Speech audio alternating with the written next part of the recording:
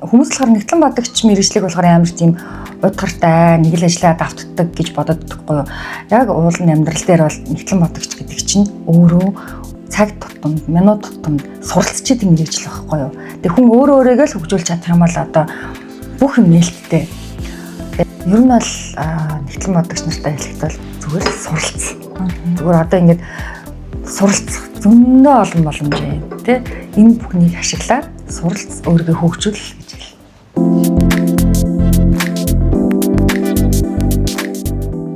Сайн байцгаана уу? Нэгтлэн 360 подкастын эхний дугаар эхлэхэд бэлэн боллоо. Бид нар энэ одоо подкаст дээр болохоор нэгтлэн бодогч нар болон түүний эргэн тойронд болж байгаа үйл явц түүнтэй холбоотой карьер хүчтэй талаар хамтаа хуваалцах болно. Өнөөдөр бид нар нэгтлэн бодогч хүн зөвхөн санхүүгийн тайлан гаргадаг биш, байгууллагын удирдах түвшинд хүрч CEO болох боломжтой юу гэдэг сэдвийн хүрээнд ярилцах болно. Манай энэ удаагийн дугаарт Амалай группийн санхүү харилцааны захирал Уган Цэцэг оролцож байна. Манай урилгыг хүлээн авч хүрэлцээрсэн танд баярлалаа.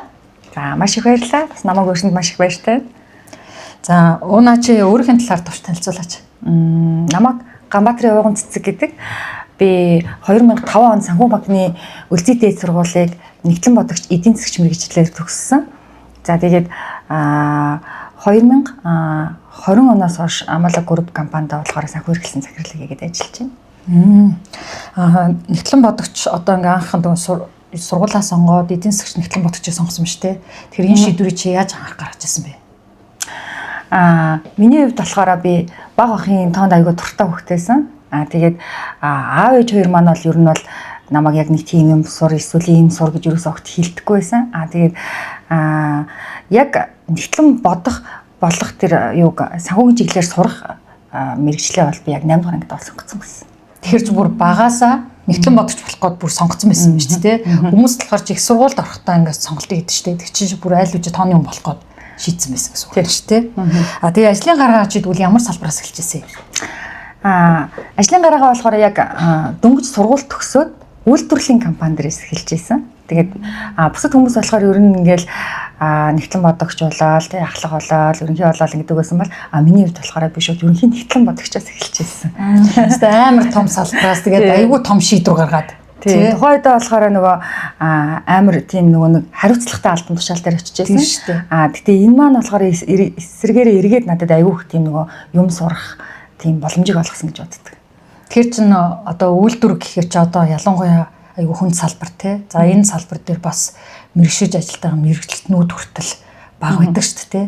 Тэгэхээр чинь мэдээж энэ ажлын гараагаар эхлэхээр чамд айгүй хүнд хэцүү зүйлсүүд их тохиолдож исэн баг. Тэгэхээр чамд одоо яг ингээд ажиллахад хамгийн хэцүү зүйл нь байсан энэ салбар дээр ажиллахад. За ер нь яг амар хүнд хэцүү гэхээсээ илүү нөгөө нэг санхүүгийн чиглэлээр хүн бол ямар ч тохиолдолд бол тий намнаас юм уу сурагчгээс юм уу ингээд хичээл сургуулаа мэдчихэж болж байгаа хгүй хамгийн хэцүү юм хүмүүстэй харилцах жоо хэцүү байсан. Яг нөгөө нэг өөрөөсөө айгу дээшээ насны тий тухайд бол дөнгөж нэг 21 22 настай байсан болохоор нэг арай нэг 30 35 гарсан хүмүүс ч юм уу тийм хүмүүстэй харилцаад ер нь хүмүүстэй харилцах жоо хэцүү байсан. Тэгээд нөгөө залуу хөхт ажилласан туршлага бага. Тэгэнгүүт чинь одоо шууд ингээл хүмүүсийг удирдах ч юм уу тий тодорхой төвшөнд очичингууд тэрэнд бол айгүй хүндрэлтэй тохиолдол байжсэн шүү тий. Тэнгүүд одоо энэ мэдээж энэ салбарын мэргэжил дээр чинь одоо залуу хүн л болсон алдаа дутагдах гарна тий. Чамд яг ингээд өөрт чинь яг тод үлдсэн зүйл үү гэдэг юм. Хамгийн анхны ажил дээр гэдэг юм бол ер нь би жоох амар юм хөдөлгөөнтэй спортлог гэдэг юм хүмүүс байхгүй юу. Тэгээ нөгөө нэг юм амар хурдтай. Тэгээ хамгийн анхны ажлын маань нөгөө нэг захирал нь болохоор нэг юм арай жоох настай хүн байсан байхгүй юу. Тэгээ нөгөө хүн ингээл надтай ярилцаал ингээл тий ажил яриад үүрэг даалгавар өгж байгаад ингээ ярьж явах үед нь би тухайн үгийг гүйцэхгүйгээр айл эдэн тэр ажлыг ингээ дотроо бодоод хариулт олцсон байдаг гэсэн байхгүй юу. Тэгээд хамгийн одоо нөгөө нэг сургамж авсан зүйл гэх юм бол хүнийг айгуу тийм сонсож сурсан юм бол тий нэгтлэн хүнийг ч одоо бид нар ер нь удирдлагууд ч гэсэн тий бусад хүмүүс ч гэсэн ер нь сонсох хэрэгтэй ер нь суудаг их л одоо ингээд боддог хүмүүс гэж анхаардаг шүү дээ. Гэтэл чи чинь бүр ингээд тгүүлээ бараг бодоод хийх гээд байдаг. Гэхдээ мэдээж нөгөө туршлага бага учраас тэндээс сонсох шаардлагатай зүйлс үүссэн шүү дээ. Энэ бол бас ингээд нэгтлэнгуудын хувьд бол бас айгүй чухал чадруудын нэг болж байгаа шүү дээ. Тэгээд энэ одоо салбарт ажиллаад одоо ингээд чиний ажиллаж байгаа жилийн хувьд бол одоо ингээд 10 хэдэн жил ажиллахад те чамд одоо ингээд яг мэрэгжил дээр үлдэхэд тууштай байхын тулд юу нөлөөлсөн юм? За надад бол нэг хоёр зүйл нөлөөлсөн гэж би боддیں۔ За нэгдүгürt бол би өөрөө тоо бодох туртай, хоёрт би амар тууштай бас ийм шартаа хөхтэй байхгүй юу? Тэгээд заавал ямарваа нэг ажлын ард гарна гэж эцсийн заавал үздэг байсан. Тэгээд хүмүүс болохоор нэгтлэн бодогч мэргэжлэг болохоор амар тийм удгартай нэг л ажиллаад автдаг гэж боддог байхгүй юу? Яг уулын амьдрал дээр бол нэгтлэн бодогч гэдэг чинь өөрөө цаг тутамд, минут тутамд суралцчихэд мэргэжил байхгүй юу? Тэг хүн өөрөөгөө л хөгжүүлж чадах юм бол одоо бүх юм нээлттэй байдаг. Тэр ч утгаараа би бүр яг анх Амлаг групп компанид орчоод тухайд програм тухайд манай компани нөгөө програм гэдэг юм байхгүйсэн байхгүй юу? Байсан ч гэсэн нэг арай жоохон нэг юм цогц хэлбэрээр болоогүй те. Тэгээд анх програм нэвтрүүлээд бүр ингээд нэг 20 тухайд нэг за нэг 13 4 аймагт салбар нээж исэн баг.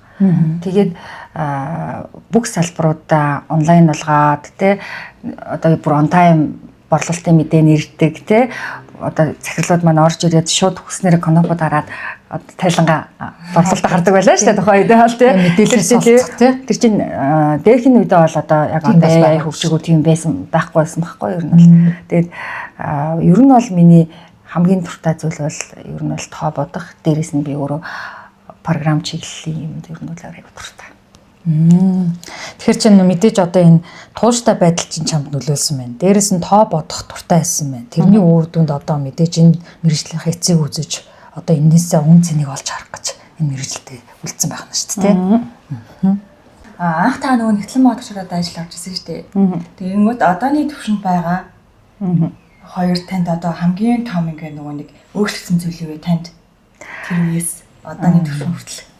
Анх бол ер нь ерөнхий нэгтлэн бодогч хийж байхдаа бол хамгийн чухал зүйл нь тайлангаа тэнцвэрлэх, тоогоо бодгол байсан байхгүй юу?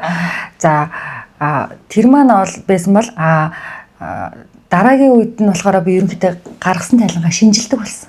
Тэгээ шинжилээд одоо бол тухайн тайлан дээрээс шийдвэр гаргадаг болсон. Энэ л одоо миний ялгаа юм болов.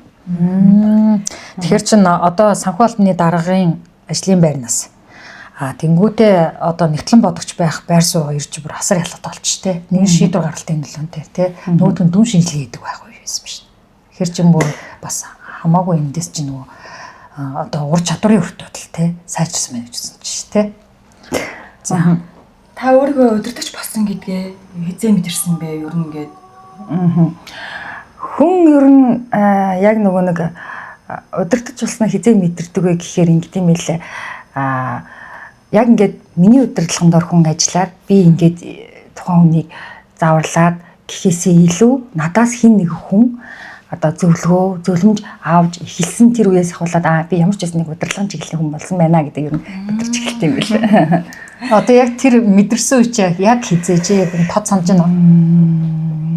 Ер нь бол би ер нь хэлсэн шүү дээ. Би анхнаасаа ерөнхий нэгтлэн бодогчоор ажиллаж байсан. Тэгээ ер нь бол миний хувьд бол ер нь алхам тутамдаа шийдвэр гаргадаг байсан болохоор илүү их мэдэрсэн хэсэг нэг юм бол одоо яг одоо санхүү хэрэглэсэн захирал болсон юм болов. Тэгэхээр намуулаад санхүү хэрэглэсэн захирал болсон шүү. Бүр илүү одоо өөрийгөө ойлгож ирсэн. За би ямар ч байсан удирдлагын төвчний хүн болсон байна гэдэг ер нь бол тий илүү ингээд шийдвэр гаргалтанд оролцдог болсон. Тэрнээс бол яг гэл шууд очтгүй юм шүү дээ.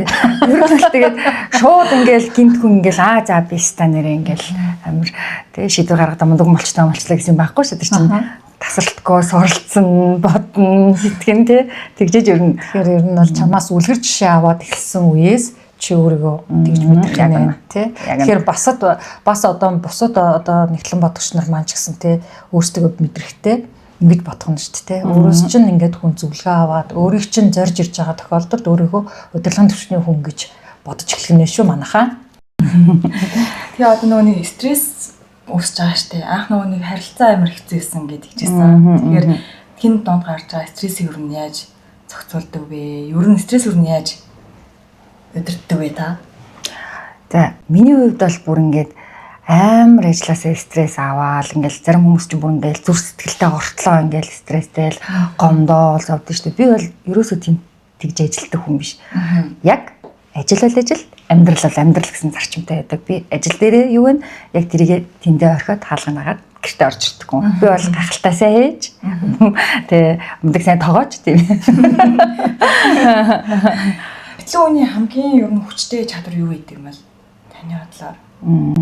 Хамгийн хүчтэй чадвар гэдэг юм бол ер нь бол санхүүгийн чиглэлийн хүмүүс ямар ч чиглэл рүү хүрэх чадвартай гэж би боддог. Яг тэгэхээр тэр хүмүүс чинь мөнгийг удирддаг хүмүүс байхгүй. Тийм болохоор би тэр хүмүүсийг тоог хараад шийдвэр гаргаж чаддаг хүмүүс чинь санхүүгийн нэгтлэн бодогч хүмүүс шүү дээ. Тийм шүү дээ. Тий. Тэр утгаараа бол би мундаг хүмүүс гэж боддог шүү дээ. Тэгээ одоо нөгөө залуу нэгтлэн бодогч нар байгаа тий. Бас энэ мэргэжлийг сонгож байгаа дүүнэр байгаа тий. Тэнгүүд одоо мөнгийг удирдна гэхээр л одоо мөнгө удирдаад суудаг гэж бодож байгаа шүү дээ тий. Зарим мараа удирдах мөнгө байх чи ханаасаа мөнгө удирдаад байна ч гэж бодож байгаа тий. Тэгэхээр яг мөнгө удирдна гэдэг одоо үг нь яг юу гэсэн үг юм тий. Тэгэхээр яг одоо чиний энэ алтан тушаалнаас мөнгө удирдна гэхээр яг юу гэсэн үг юм? За мөнгө бол яг байна уу байхгүй гэдэг чинь бол өөр нэг асуудал. Мөнгө удирдна гэдэг чинь өөрөө яг зөв сегменттэй, зөв газраа тий хөрөнгө оруулалтаа зөв хийсэн үү, ашгаа зөв тооцсон уу, тий мөнгөрсгөл чинь зөв байна уу гэдгийг удирдахыг хэлээд байгаа. Тэрнээс ч тий бид нар бол угаасаа мөнгө олж ирч чадахгүй хүмүүс шүү дээ. Тий байгаа мөнгийг зөв зохистой зөв газар нь байршуулах зүйлийг хэлж байгаа шүү дээ тий. Яг тий. Одоо тэнгууд мэдээж одоо энэ алтан тушаал дээр очингууд маш олон шийдвэрүүд гарах шаардлага гарч ирж байгаа. Энэ дунд бас одоо юу гэдэг тий хүн дүн шийдвэрүүд хийж болно. Тэнгууд яг чиний хувьд одоо гаргаж явахдаа хэцүү одоо шийдэхэд хэцүү тийм асуудал тулгарч ирсэн үү? Мэдээж байлгүй яг энэ хугацаанд чинь тий зарим зүйл дээр санал нийлэхгүй байх тий зарим зүйлийг ингээд бас буруу шийдвэр гаргах ч юм уу алдаанаатай юмуд бол зөндөө байгаа шүү дээ. Гэхдээ тэрнээсээ жоохон хамгийн хэцүү зүйл нь гэдэг юм бол ер нь нэг олон салбарын олон хүмүүсийн тий зэрэг одоо асуудал гэдэг шийдэхэд бол ер нь хэдэ жоохон асуудалтай байдаг. Тэгэхээр тийм болохоор айл болох юмыг сегментчлээд баг багаар детальчлаад хийгээд бол илүү хялбар гэж боддог. Одоо нөгөө удирдлагуудаа бид одоо нэгтлэн бодогч ер нь санхүүгийн албаны чинь хамгийн одоо бас хэцүү юм шиг тий ойлголцож чаддгүй хэсэг бол удирдлагын түвшинд байдаг шүү дээ. Тэнгүүд одоо удирдлагын түвшинд бид нар үжил бодлын зөрчил үүсгэхээр одоо энийг хэрхэн даван тулд юм? Ер нь бол тэрийг бол тий хэл амаараа эн чин тийм штэ, тийм штэ гэдэг ингэж ярихгүй штэ. Бид нар бол бүх юм тоо мэдээлэлтэй дататай тийм хүмүүс байхгүй юу? Яг бодит мэдээллийг л удирдлагуудаа хүргэх нь хамгийн чухал асуудал гэж байна. Мэдээж одоо ингээд яг Амуулаа группийн хувьд айгүй олон салбарт үйл ажиллагаа явуулж байгаа. Тэгэхээр мэдрээ удирдлагын түвшинд ажиллаж байгаа хүмүүс тэр хэмжээгээр одоо сэтгэн бодох, тий зах зээлийг судлах энэ дэр мэдээж одоо мундаг хүмүүс байгаа тий. Гэхдээ л одоо удирдлагуудын хамгийн их одоо нэгтлэнгууд ч гэсэн тулгараад байгаа шүү тий. Удирдлагатай ойлцох гэхээр хамгийн түрүүнд л яадаг үлээ татраа багтглий тий татраа ин гэдэг нэг дотрын асуудал үүсдэг шүү тий. Тэгэхээр мэдээж дата мэдээлэл анализ дээр ажиллаж байгаа ч гэсэн зах зээлийн үндэс харуул одоо энэ үйл ойлголцлоо одоо илүү одоо тий удирдлагууд одоо нэгтлэн бодогч нарт зөвлөгөө өгвөл тий ойлголцох байдлаас нь. Эндээс мөн адил чамтай ижил мэргэжлийн хүмүүс ч гэсэн үзэж байгаа. Мөн удирдлагуудаас үзэж байгаа тий нэгтлэнтэйгээ яаж ойлголцох юм гэдэг талаар тий. За ер нь бол миний үед ч юм уу те дээр үед бол дэх үед ч юм уу те ерөнхийдөө ингээд захирлууд арай нэг юм ойлголтын хэмжээ те санхүүгийн дүнд арай бага ер нь байсан те татраа багтуул ч юм уу одоо таны илгэртэй тийм хүмүүд бол байдаг байсан. Гэхдээ одоо яг одоогийн үед бол харьцангуй удирдлагуудын маань чадвар аюу өндөр болсон байгаа. Тэр хүмүүс өөрсдөө бүгдийг судлаад шинжилээд мэдсэн байдаг болохоор би одоо бол нэг амар тийм одоо дарга захиралтайгаа муудалцаал эсвэл татвараа төлөхгүй ч юм уу тийм асуудал гарах нь ховоролцсон байх гэж байна. Тэгээ яаж хөгжсөн биш те. Одоо дуртай гэвэл сурталтай мэдээлэл хамгийн наадах нь өөрөө захирал өөрөө ороод энэ яг төлөх томог юм уу гэж асуухт чинь гараад ирж байна тийм. Одоо бизнесийн үнцгийг хизэнээс одоо сэтгэн бодож эхэлсэн байвал өмнө нь бол одоо ингээд нэгтлэн бодох шинжилгээ хийдэг байсан гэж те. Одоо ингээд арай удирдлагын түвшин шийдвэр гаргадаг болж байна. Тэнгүүд яг бизнес гэдэг өнцгөөс бас санхүү албаны дарга харах шаардлагатай болно. орлогыг бас цуглуулах тий түүний зөв зарцуулах тий өөр зүйлд хөрөнгө оруулалт гэдэг арай шийдвэрийн түвшин арай одоо том халбан тушаалд очиж штэ. Өөрөөс чинь бас танай компани бид нар илүүдэл мөнгө ч юм уу те хаана одоо зарцуулах уу дутагдсан мөнгө хаана одоо олж авах уу гэдэг ч юм шийдвэрүүд гарах шаардлагатай болж байна. Тэгэхээр яг бизнес гэдэг удирдлагын яг нэг өнцгөөс одоо ингэ бодож эхэлсэн яг хийцээ. Ер нь одоо энийг бодож эхэлсэн байгаа юу? Бодоод эхэлчихлэхгүй яах вэ? За ер нь бол яг наад асуултанд чинь гэх юм бол яг Амула групп өөрөө 25 онд групп компани болсон байхгүй юу. Яг тэр үеэс ахуулаад ер нь бол мэдээж энэ бодол байсаар л үүснэ. Гэхдээ хамгийн их одоо тэг яг бизнес чиглэлээс нь сегмент бүрээс нь тий салбар бүрээсээ хэрхэн яаж ашиг авах уу тий энэ хэсийг бол бодож эхэлсэн гэж би ер нь бодож байгаа. Тэгээд ер нь бол яг 2025 оноос ахуулаад групп болсны дараагаар бол ер нь бол яг манай бизнес хөгжлийн газрын захирал битүүр бол яг компани дангаараа удирдах явж байгаа. Тэгэхээр нөгөө яг тэр чинь групп болчихно гэдэг чинь охин компаниудын асуудлыг зэгцлэх болж байна тий. Тэгэхээр чинь тэр хэмжээгээр бас энэ компани санхүүгийн одоо хамаг тулгуур явж байна гэсэн үг шүү. Тэгэхээр чи бүр бодгоос угаасаа гарцаг байдалд орсон байна гэсэн үг шүү тий. Санхүүгийн хүн ер нь удирдлагын түвшинд ажиллаж байгаа шүү дээ. Инхээр нэг хамгийн хэцүү зүйл юу байдаг вэ? Санхүүгийн хүмүүс ер нь альва зүйлийг ингээд шийдвэр гаргахтаа ингээд аюу тийм нэг стандарт юм жоохон шаардах гэдэг байхгүй юу? Одоо уул нь бол бизнес чи өөрөө амар хурдтайгаар хөгжиж шийдвэр гаргаж иж явж байгаасан шүү дээ. Тэнгүүд санхүүгийн чиглэлийн хүмүүс болохоор ер нь ингээд нэг юм 70-80% хүртэл ингээд бүрдүүлээл 100% хүртэл бүрдүүлэх юм сонирхолтой байгаад байдаг байхгүй юу?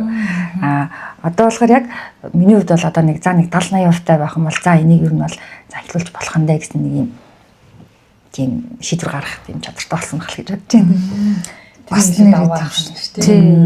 Тэгэхээр чи энэ чинь гэхдээ бас нэрээ чухал бас бодож байгаа юм шүү те. Ихэнх одоо өмнө ажиллаж исэн одоо мэрэгчлэрээ ажиллаж байгаа ихэнх нэгтгэн бодогч нар заавал нөгөө удирдлагын гаргасан төлөвлөгөөний дагуу ажиллаад 100% байх гэдэг үсэн бол одоо өөр албан тушаалнаас те удирдлагын албан тушаалнаас харахаар нэрээ одоо удирдлагч өөрөө ямар бүтээлээ ирээдүрөө дандаа тэмүүлж явж байгаа шүү те. Тэгэхээр чи энэ бас айгүй чухал бас чадвартай суулгасан шүү те. Таны удирдах одоо албан тушаалд ажиллаж байхад нэгтлэнгийн ур чадвар одоо хэрэг болж байгаа вэ? Бодлого яах вэ? Одоо нэгтлэн бодогч нь л одоо миний гол суурь шүү дээ. Тэгээд нэгтлэн бодогч баг мэрэгчлээ байгаа нь өөрөө эргээд надад одоо удирдах те альва зүйлийг удирдах бизнесийг харах үнцгийг маань амар өөрчилж өгдөг. Энэ маань эрсдэл тооцоолох те хөрөнгө оруулалтыг тооцоох. За мөн ер нь бол өгдөлтөөр суурилсан шийдвэр гаргалт гэх мэтлийн юмнууд дээр нөгөө нэгтлэн бодогч нар чи ер нь бол ингээд хүмүүс яг өөрөө нөгөө нэг юм хийх гэдэг байхгүй юу? Одоо жишээлбэл миний хувьд гэдэг юм бол анх ингээд нөгөө яг ингээд ерөнхий нэгтлэн болоод санхүү хэрэглэн захирал болох гээд ингээд яхта болонгод нөгөө яг өөрөө бодоод өөрөө итгээд яг өөрөө харсан юмдаа нэгтлэн бодогч нар ч ер нь итгэдэг штэ. Нэг жоохон тиймэрхүү байх гэдэг. Тэгээ яг ингээд тэнгууд нөгөө юмыг нөгөө нэг юм арайч юм эрэг биш одоо нэг юм жоохон тийм хатуу хитрхи чанга тийм зүйлээр харах гэдэг байсан. Тэгээ тэр бас нэрээ үндс нь одоо бид нар чинь нэгтлэн суурьтай нотлоон дээр үндэслэж ажилладаг. Заавал нөгөө байж харагддаг бичдэг тий. Хартаа юм шиг хартаа одоо хүүхнүүд гэдэг байгаа шүү дээ. Ер нь бол дийлэнхсийн салбарт чинь мэдээж одоо гэдэг тий. Хинт ч итгэхгүй шүү дээ. Бол яг өөрхөө гаргасан тоондоо л хүн гэдэг итгэх гэдэг байхгүй юу? Тэгэхээр чи яг тэр суурнаас нөлөөлж байгаа юм нь яг тийм шүү дээ. Гэтэл чи удирдлагч нь дандаа ирээдүрөө тэмүүлж тий. Дандаа сэтгэн бодох чадвар руу тэмүүлж авах чинь нөгөө хартаа сэтгэлтэй зургалтаа хартаал зургалтаа яваад гэсэн. Гэтэ одоо энэ юунаас бол одоо тэр юу чадварыг одоо суулгаж гэсэн үг шүү дээ. Энэ бас гэхдээ амар нэр чухал чадваруудын нэг шүү те. Таны одоо нөгөө шийдвэр гаргаж байгаа чадвар байгаа шүү дээ. Энэ одоо яаж хөгжсөн бэ? Хэр хөгжсөн бэ? Ер нь бол тэгэл анх бол амар логик сэтгэлгээтэй хүн зөвхөн логик хүн байсан байхгүй юу?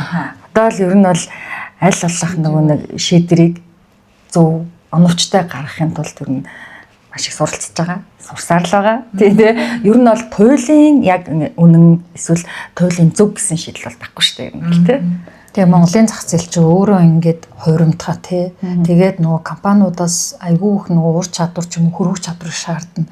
Тэгэхээр чин богино хугацаанд чухал шийдвэрүүдийг гаргаж иж одоо компани одоо эдийн засгаар амьд үлдэх гэдэг шийдвэрүүд очиж тэ. Тэгэхээр чинь энэ дээр шийдвэр гаргах зүйл одоо өөрийнхөө бас ингээл хөгжсөн баг. Гэтэ яг өмнөхөөс бүр ямар одоо төвшөнд энийг чи ингээд өөрөө үнэлүүл тэ. Маш хурдтай байж одоо хүн чинь заримдаа ингээ өөрийгөө бас анализ хийдэг шүү дээ. Боддоо. Тэгээ ер нь бол илүү нөгөө нэг юмыг арай жоох юм массны төвшөнд нь одоо дээрээс нь хардаг болсон гэх юм уу? Тий. Тэгээ яг өмнө нь л мэдээж тоо мэдээлэл дата энэ дээрээ гэл тэгдэгсэн бол одоо бол яг ер нь илүү жоохон алсын хараатай болсон болов гэж боддог. Тэнгүүд одоо тэгвэл яг чиний хувьд ингэж харж болох уу? Одоо яг одоо чиний одоо карьерийн хувьд бол одоо яг төгсөж явж байгаа үе. Тэ? Одоо магадгүй энэний дараа одоо салбар компанийн ямар ч болох илүү компанийн хөрөнгө оруулагч болохыг бол үгүйсгүй шүү дээ. Энэ заавал нэг зүйлээр хязгаарлагдсан гэсэн үг тий. Тэгэхээр энэ үед одоо яг ажлын карьерийн үед бол ийм одоо янз бүрийн юм дарамтууд чамд одоо юу тохиолдож байна. Тэр нь гэхдээ одоо хувь хүний хөгжлийн үед шүү дээ. Тэ өөртөө зөрчилдөг асуудал байгаа шүү дээ. Заримдаа ингээл голгодоод байгаа юм шиг тий. Мэдээж хүн бол тултал ажиллаж байгаа. Тэгэл одоо нэгтлэн бодогч болгоно л энэ бол тулгарч идэг. Тэгэхээр яг чиний өөрийн хувьд одоо ингээл өөртөө тэмцэлдэг ч юм уу. Ийм асуудлууд одоо яг одоогор тулгарч байгаа юм юу? Ер нь бол нэгтлэн бодогч нартай хэлэхдээ зүгээр суралцсан. Зүгээр одоо ингээд суралцах зөндөө олон боломж юм тий.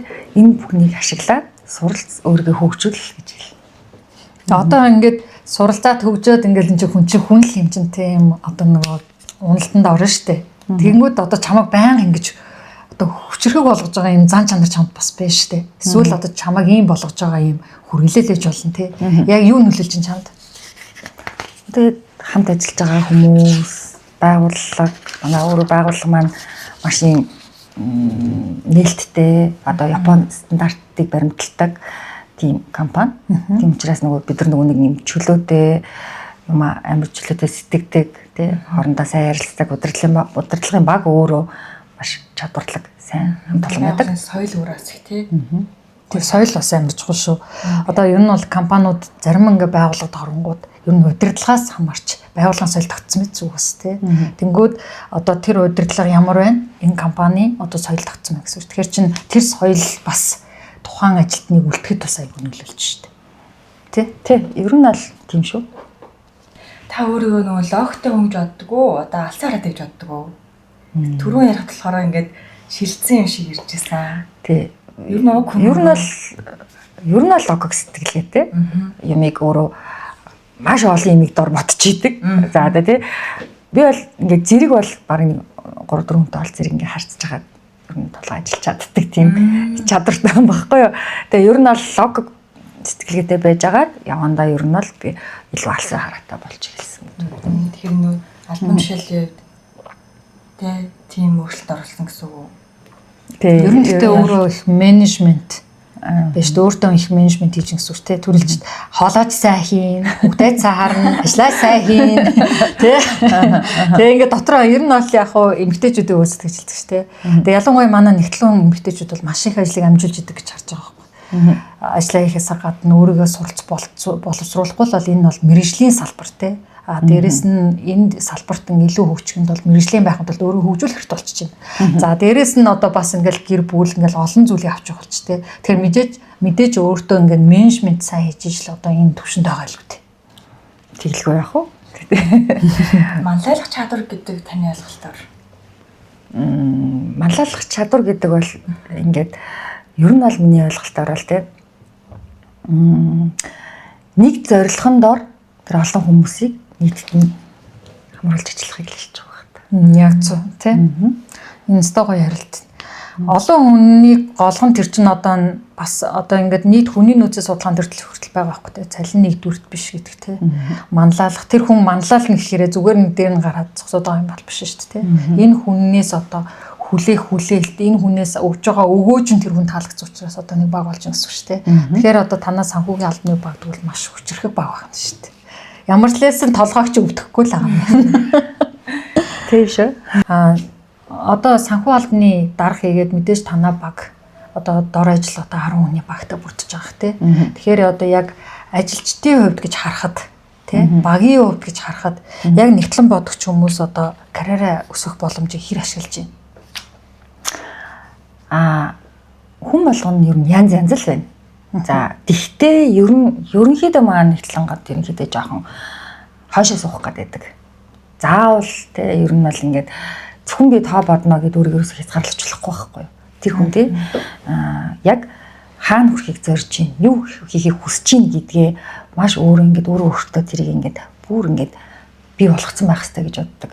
Одоо ингээд нөгөө үг гэдэг шүү дээ. Завгүй гэдэг угасаал нэгтлэн завгүй. Угасаа өглөөнөөс орой хүртэл угаасаа завгүй байхгүй юу. Тий, завгүй. Тэгвэл завгүйг завтаа болгохын тулд тэр хүн яах ёстой вэ гэвэл суралцгаал ёстой. Тийм үстэй. Тэгээд сураад ямарваа нэг зүйлийг олон давтагддаг зүйлийг юм уу, олон дахин хийдэг юмыг илүү хялбарчлах тий системийг бий болгох ёстой гэж боддог юм бол. Тань шиг болохыг хүсэж байгаа одоо нэгтлэнгууд байгаа шүү дээ. Хоёр зөвхөн өгч. За хүн болгон л ер нь гэхдээ өөр л дөө янз янз л байдаг байх л та. Тэгээд би бол нэгтлэн бодлогчдыг болохоор аль болох нөгөө нэг юм ямарваа зүйлд юм нээлттэй. Ер нь бол манай нэгтлэн чиглэлийн салбарын хүмүүс ер нь бол жоох юм даруухан дуу жоохон тийм чимээгүй дүү хүмүүс гэдэг багхгүй юу. Тэр ингээд нөгөө нэг яг одоогийн нийгэмтэйгээ хөл нийлүүлээд те бүр болохгүй алтар хийлээ гэдгсэн жөө те тэр сошиал орчиндаа ямар байдгсэн те хамталттай те ингээд ийм байгаасаа гэж ер нь хүсдэг. Тэгээд өөрийгөө хөгжүүлэх зам мөн тэгээ нөгөө нэг спортоор маш сайн хичээллэх хэрэгтэй. Тэгээ албай зүйлийг өөртөө заавал цаг гаргаж авах хэрэгтэй. Тэгэхгүй болохоор нөгөө нэг ингээд өглөөнөөс ахуулаад орой хүртэл ажил. Тэгэхээр чинь нөгөө нэг гоо амьдрал өөрөө яах юм те үр хөвгтөө яах юм те нэг мэдсэн чинь хөвгт нь 15 6 хүрсэн те юу л юм ч одоо би гэнгээ гайхаас ууж явах юм уу те гэтэл бид нар чинь бүх юмыг тэнцүү хэмжээнд байлгах хэрэгтэй гэж боддог. Ер нь хэмжээндээ те ер нь зөвцүүлэл явах шаардлагатай.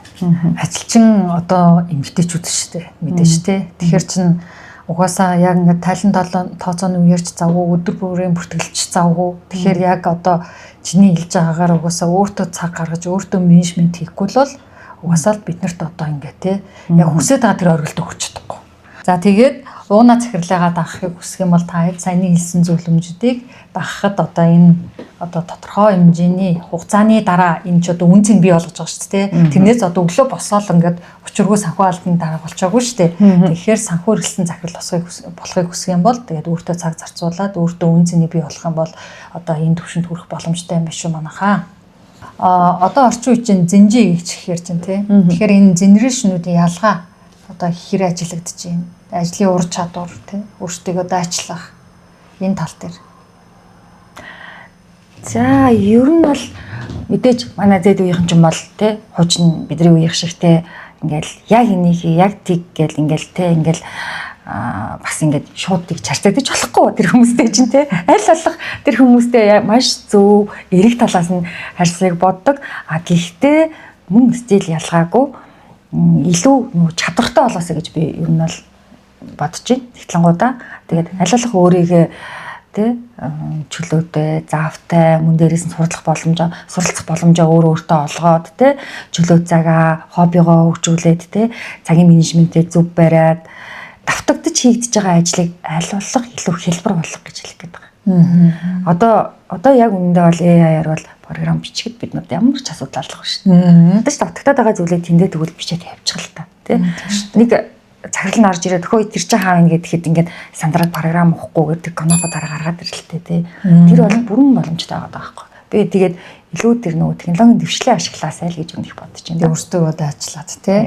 За одоо ингээд манай подкаст одоо дуусгаж байна. Тэгэхээр одоо брэнд асуулт чамаас би асууя заяа. За чиний ажлыг ер нь яг ингээд яг чамаар төсөөлвөл заяа. Кино олох юм бол ямар жанрын кино хийж чинийх? Бизнес драма юм уу? Бизнес драма гэж яг ямар драма аах вэ? За Корей драмыг би сонсчихсан. Яг бизнес драма гэж яг сонсож байгаа. Яг нөгөө нэг ингэдэг штэ нөгөө бизнесийн чиглэлээ аягүй олон кинонууд байдаг үсттэй. За мэдээж эхлээл ингээл амар хүндхэцүү болдоол те. Тэгэл дараа нь тэр нь сүултээ ингээл бизнес амжилттай болоод карьер нь хөгжөөл амар аз жаргалтай төгсөөл те. Тэгэл ширэл ингээл баян болоо. Тэр нь би бол бизнес драма юм уу гэж боддог. Бас айгүй гоё хөөр жанр гаргаад ирсэн. Таны ажил юм хүн байсан бол та найзлах уу, блоглох уу ер нь? Яг уу Нэр үү бэдүү? гайгүй найзлнаа. Найзлах. Жохон зарим тохиолдолд амар хэцүү юм, чанга хатуу юм, яхир юм шиг мөртлөөсөө яг уу тий илүү гоё болон суралцах боломж олох болохоор найзлах байгаа гайгүй. Найзлах уу? За. Бидэж бодлоо. Одоо чиний тэгвэл одоо энэ одоо амьдралын нэг тодорхой хэсгийг нэг буцааг өгөл чи аль товчийг даруул заяа. Аль хэсэг төр очих юм яг. Тийм хэсэг чамд байгаа юу? Яг уу ер нь бол алдаа болгон дээрээс суралцчихсан болохоор нэг буцахгүй баха. Гэхдээ зарим нэг шийдвэрүүдийг арай эрт гарах байсан баг. Тийм тий. Тий яг зөв. Яг нөгөө заримдаа нөгөө зарим зүйлийг эрт эхэлсэн бол гэдэг нэг тийм үе байдаг штэ. Тэрнээс одоо ингээл хүн одоо энэ зүйлийг одоо даван туулж чадсны эцэст одоо яг чи бий оруулчих штэ. Тэгэхээр чи мэдээж одоо тэгж буцах өсөхгүй бах тий. Өнөөдрийн ярилцлагаас бид нар одоо нэгтлэн бодох хүн чинь тий тоо зөвхөн бүртгэдэг юм байна. Тэгээ бизнесийн стратеги болон шийдвэр гаргалт. Удирдлагын түвшинд одоо хүрэх бүрэн одоо боломжтой байдığım нэ гэдэг бүгдээ бас харлаа. За ингээд манай сургалтын төвөөс гаргадаг FSA брэнд буюу нэгтлэн бодогч нарт зориулсан ийм төлөвлөгч дэвтэр гаргадаг. За энэ дэвтэр маань болохоор нэгтлэн бодогч нарт зориулсан стандарт хуулийн мэдлэгийг одоо баттгсан шаардлагатай одоо мэдээлэлээр хангасан ийм дэвтэр байгаа. Тэгэхээр ийм дэвтрээ одоо унаадаа бэлгэлье. За маш их баярлалаа. За ингээд та бүхэндээ цаашдынх нь ажилд нь илүү их амжилт хүсье. Баярлалаа. Таны ажилтнаа илүү амжилт хүсье. Баярлалаа. За